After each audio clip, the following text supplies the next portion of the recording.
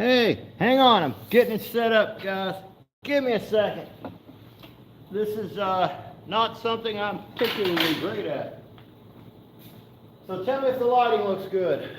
How does the lighting look? Well, the lighting looks all right. Let me raise it up just a hair. Looks like y'all looking up. I don't want you looking up my nose while I'm doing this. Only the nose knows. All right. How's that? That's better. All right. So, in the shop, building stuff, as we always are. There we go. So, what the heck's going on, guys? How's everybody doing? Over here in Kentucky, we've got a warm spell hitting us. I'm a bit tired, so if my eyes look like they're ready to fall asleep, it's because I've had very little sleep. So what keeps me up at night? Why have I had very little sleep? Probably, like a lot of you folks, are kind of worried about, where we're headed to. And a lot of the changes that I see with the tariff situation, I feel like it's stuff that has to happen. We've been in this state of managed decline. So whenever I say managed decline, what does that mean? I'm putting politics aside. I don't care if you're a Democrat, Republican. I don't care what you believe in on a lot of issues. And guys, I'm going to be working while I'm doing this. Please don't take that as being disrespectful, but YouTube don't pay my salary. Building stuff does. So President Obama once said something, that said that there, basically that there are other countries that's going to take over and they're going to, supersede America. And ever since then, we've been in this state of a managed decline. Our place and stature of the world has been managed to decline. And Americans just don't want that. We don't want to be managed into being obsolete or obsolescence. So with the election of President Trump, what you really saw is you saw the American populace speak to that, and they're like, we're tired of being this managed decline. We want this, we want America to rise again, and we believe the rest of the world is better off whenever it has a leadership that believes in freedom, that believes in the right of people to have free speech.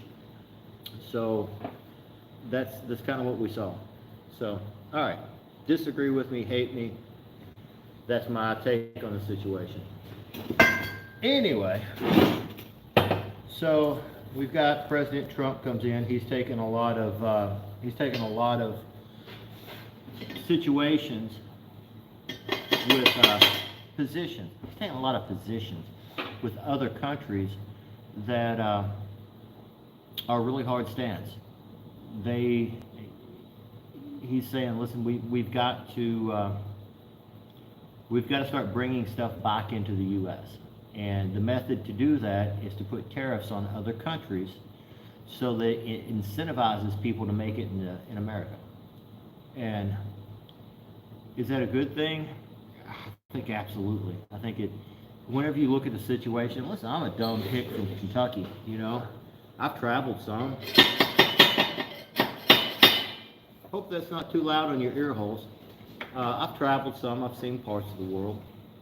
But I've also have this small town bias to the things I believe. And that small town bias, it goes into something that my grandfather told me whenever I was young. He said, anytime that you're spending more money than you're taking in, you have a problem. It's not when it's going to have something's going to happen. It's going to be. It's not if, it's when it's going to happen. So, and that's the same is true with fitness equipment. The same is true with pharmaceuticals. If you're having to buy pharmaceuticals and you're buying more than you're producing, there's going to be a problem. Anytime there's a conflict, there's going to be a problem because you can't make it yourself. And that's where America's been for a while. So we've got to stop that. Are we going to see fitness equipment go up in price? Yeah, probably so. I think we'll probably see that go up a lot. Uh, will we see manufacturing, uh, domestic manufacturing go up? I think it'll take probably 2 years for us to see a lot more of the domestic manufacturing kick in, because we've been fighting against the situation, and I mean, I'm gonna call them out, China. We've been fighting an enemy here that believes in a net loss until their competitor goes out of business. That's a fundamental business strategy.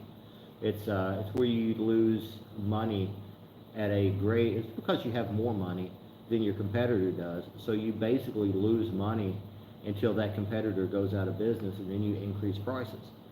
So that's what we've been experiencing, is China, if you,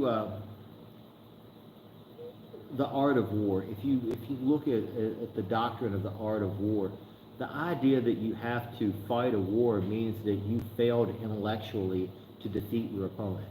So you didn't win by outsmarting your opponent, which means you have to win by brute force.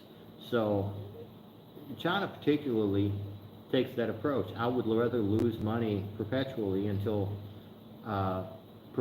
but not into perpetuity, until my competitor goes out of business, and then the market's totally mine. So that's what China does, and Americans have been so tight on the purse that they've had to relinquish some of their buying power of buying domestically to buy these cheap Chinese products, because they haven't had the surplus income in order to support American companies. And a great part of that is due to what's happened with our government and just the tremendous amount of governmental waste and regulation. Because if I have to regulate you to a certain extent where it's going to cost you 4 times as much to build something, trying to jump through the regulatory process, then I've added basically another tax on my entire citizens, just because I'm forcing my citizens through to pay more for a product that was heavily regulated. So that regulation is actually a tax on the citizens. So we've experienced a lot of that as well. But anyway, I just wanted to get some thoughts out there, because right now, I mean, this video is probably going to get shadow banned for sure, because I'm sitting here watching it and I've had 0 people actually it'd be showed to on, you can kind of see how many people pop in and out of the video, and it's been shown to nobody. Probably because it had Trump in the title. I've done that on purpose.